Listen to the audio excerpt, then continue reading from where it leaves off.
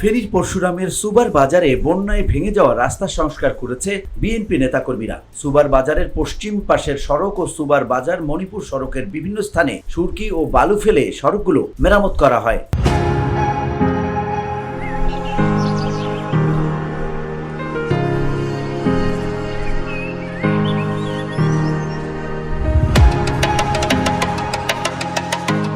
বৃহস্পতিবার সকাল থেকে বিকেল পর্যন্ত এসব ভাঙা সড়ক স্বেচ্ছাশ্রমে মেরামত করে চলাচল উপযোগী করেন মির্জানগর ইউনিয়ন বিএনপি, যুবদল, স্বেচ্ছাসেবক দল ও ছাত্রদলের নেতাকর্মীরা।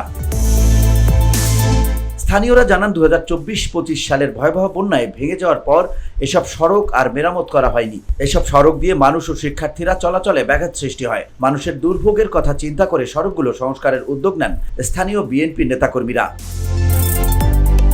স্থানীয় বিএনপি সূত্রে জানা যায়, ওই সড়ক সংস্কার কাজে মির্জানগর ইউনিয়ন বিএনপি সভাপতি জামাল উদ্দিন চৌধুরী, সাধারণ সম্পাদক জাহিদ আহমদ খন্দকার, সাংগঠনিক সম্পাদক নুরুল আফসার রুবেল, সাবেক সভাপতি জামাল উদ্দিন চৌধুরী, যুগ্ম সাধারণ সম্পাদক আবুল কাশেম মজুমদার, বিএনপি নেতা গোলাম মোস্তফা, জাহাঙ্গীর সরকার, মোহাম্মদ হুমায়ুন দুলাল সহ অন্যান্যরা অংশ নেন এই সংস্কার কার্যক্রমে।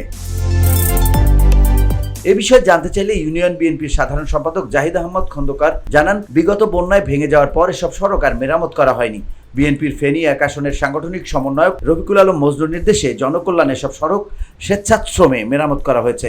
বিএনপি গণমানুষের দল হিসেবে সবসময় জনগণের পাশে থাকবে ইনশাআল্লাহ। VOD Bangla news desk.